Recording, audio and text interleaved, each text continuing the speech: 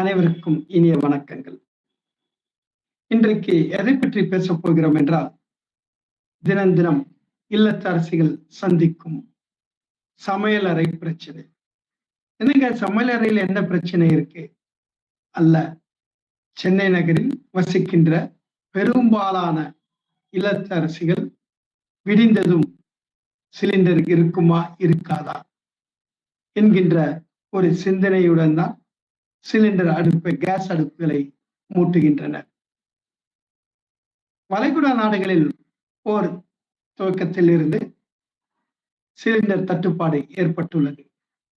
ஒன்றிய அரசு சிலிண்டர் தட்டுப்பாடு இல்லை என்று கூறினாலும், தமிழகத்தில் குறிப்பாக சென்னை நகரங்களில் வசிக்கின்ற இல்லத்தரசிகளுக்கு சிலிண்டர் தட்டுப்பாடு இருந்து கொண்டே இருக்கிறது.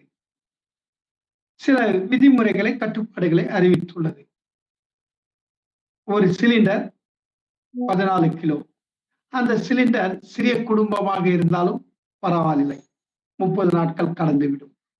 அதே சற்று கூடுதலான எண்ணிக்கை உள்ள குடும்பமாக இருந்தால் அந்த ஒரு சிலிண்டர் என்பது 30 நாட்களுக்கு வருவதில்லை, 20 நாட்களுக்கு தான் வருகிறது. இவ்வாறு வரும்போது இப்பொழுது இருக்கின்ற இந்த காலகட்டத்தில் மிகவும் நெருக்கடிகளை இல்லத்தரசிகள் சந்திக்கின்றனர். பொழுது விடிந்ததும் கேஸ் அடுப்பு பற்ற வைக்க முடியுமா, நம்முடைய சமையல் வேலைகளை இனிதே முடிக்க முடியுமா என்கின்ற எண்ணத்தோடு தான் எழுந்திருக்கிறார்கள். சாதாரணமாக கூட்டு குடும்பமாக இருந்தாலும் சரி, தனி குடும்பமாக இருந்தாலும் சரி, சிலிண்டர் என்பது மிகவும் அவசியம் தானே. சென்னை நகரில் பெரும்பாலும் தனி குடும்பமாக இருந்தாலும் சரி, கூட்டு குடும்பமாக இருந்தாலும் சரி, பெரும்பாலோர் பணிக்கு செல்லுகின்றனர். அவ்வாறு பணிக்கு செல்லும் போது தங்களுடைய பணிகளை விரைவில் முடிப்பதற்கு சிலிண்டர் கேஸ் அடுப்பு தான் பயன்படுத்துகின்றனர். சில இல்லங்களில் நோயாளிகள் இருக்கலாம், முதியோர்கள் இருக்கலாம், சிறு குழந்தைகள் இருக்கலாம். இவர்கள் எல்லாம் பராமரிக்கின்ற நேரத்தில் சிலிண்டர் தட்டுப்பாடு என்பது பெரும் சிக்கலாக இருக்கிறது. இதனால் மன உளைச்சலுக்கு ஆளாகின்றனர். அரசு விதித்த அந்த விதி என்னவென்றால், 25 நாட்கள் கழித்துதான் மறுபதிவு செய்ய முடியும் என்று கூறுகின்றனர். பயனாளிகள் வாங்கிய சிலிண்டர் தேதியிலிருந்து 25 நாட்கள் கழித்து பதிவு செய்தால்தான் சிலிண்டர் கிடைக்கும் என்கின்றனர். இங்கதான் சிக்கல் ஆரம்பிக்கிறது. எப்படி என்றால், 25 நாட்கள் கழித்து பதிவு செய்ய வேண்டும். ஆனால் பல குடும்பங்களில் 20 நாட்களிலே சிலிண்டர் தீர்ந்து விடுகிறது. அவ்வாறு இருக்கும்போது 5 நாட்கள் அவர் என்ன செய்வார்கள்? சரி, 25 நாட்கள் கழித்து சிலிண்டர் புக்கிங் செய்தால் உடனே வருகிறதா? ஓரிரு நாட்களில் இல்லை, புக்கிங் செய்து 10-15 நாட்கள் ஆகிறது.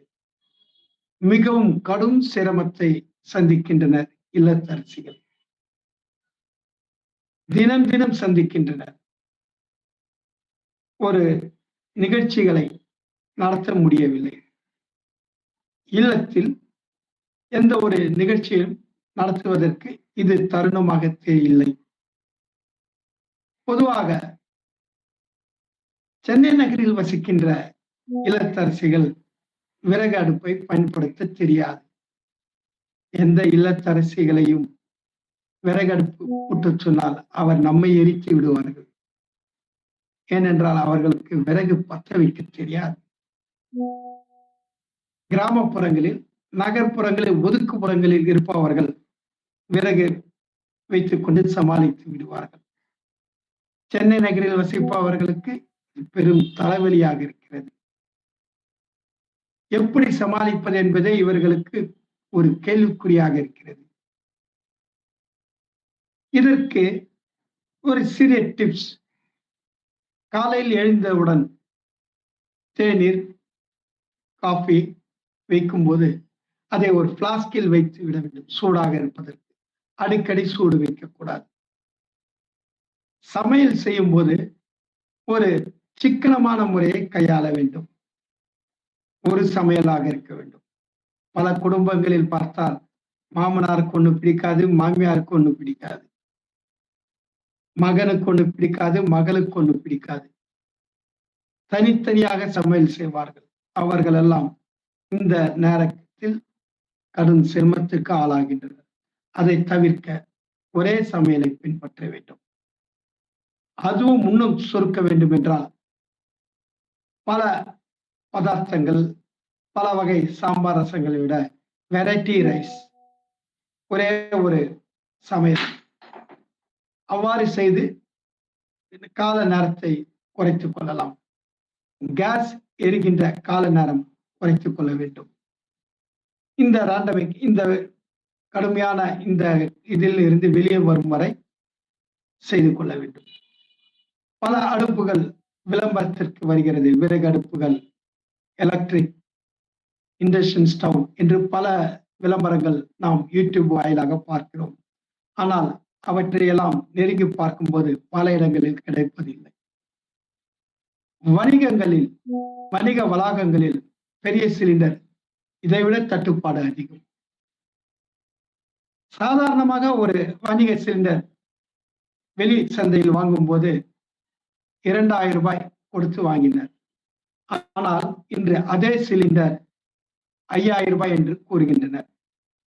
5000 ரூபாய் வாங்கி அதிலிருந்து ஈட்டுவது என்பது மிகவும் கடினமாக இருக்கிறது என்பதனால் பல ஓட்டல்கள் மூடப்பட்டுள்ளன. அது மட்டுமின்றி சாலை ஓரக்கடைகள், தள்ளுவண்டியில் பயணிக்கின்றவர்கள், அவர்கள் எல்லாம் இந்த சிலிண்டர் தட்டுப்பாட்டினால் வாரத்திற்கு 4 நாட்கள் கடை என்பதை 2 நாட்களாக குறைத்து விட்டனர்.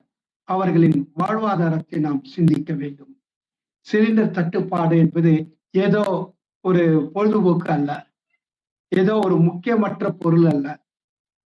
இது பல பேரின் வாழ்வாதாரத்தையும் பாதிக்க செய்கிறது. இதற்கு சமூக ஆர்வலர்கள் விழிப்புணர்வு படுத்த வேண்டும். இந்த விழிப்புணர்வானது சிலிண்டரை எவ்வாறு கையாளுவது, சமையல் அறையில் எவ்வாறு சிக்கனமாக சிலிண்டரை கையாளுவது என்பதை சமூக ஆர்வலர்கள் முன்வந்து பதிவுகளை, அவர்களுக்கு தெரிந்த பதிவுகளை பதிவிட வேண்டும். அரசுக்கு செவிக்கு எட்டும் அளவிற்கு சிலிண்டர் தட்டுப்பாட்டில் இருந்து விடுவிக்க என்ன வகை என்று அரசை சிந்திக்க வைக்க வேண்டும். குறிப்பாக 25 நாட்கள் கழித்து புக் செய்கின்ற சிலிண்டர் உடனே கிடைக்கின்ற மாதிரி ஏற்பாடு செய்ய வேண்டும். என்ன நேயர்களே, புரிகிறதா? அதற்காக தான் நான் டைட்டிலில் திக் திக் தினம் தினம் சந்திக்கும் சமையல் அறை என்று டைட்டிலை வைத்துள்ளேன். விரைவில் இதிலிருந்து வெளிவருவோம். இந்த காலகட்டம் சிலிண்டர் பிரச்சனை, இது அரசு செவிக்கு கொண்டு சேர்க்க வேண்டும். கட்சியாளர்கள் இதில் பங்கு இல்லை. ஏனென்றால் தேர்தல் நேரம். நாம் ஜனநாயக கடமையாற்ற வேண்டும், வாக்களிக்க வேண்டும். வாக்களிப்பதற்கு நாம் தயாராக இருக்க வேண்டும். ஆகவே இந்த சிலிண்டர் பிரச்சனையுடன் வாக்களிப்பது ஜனநாயக கடமையாக கொண்டு அவரவர் வாக்கினை, அவரவர் உரிமையினை தவறாமல் வாக்களியுங்கள். நன்றி, வணக்கம்.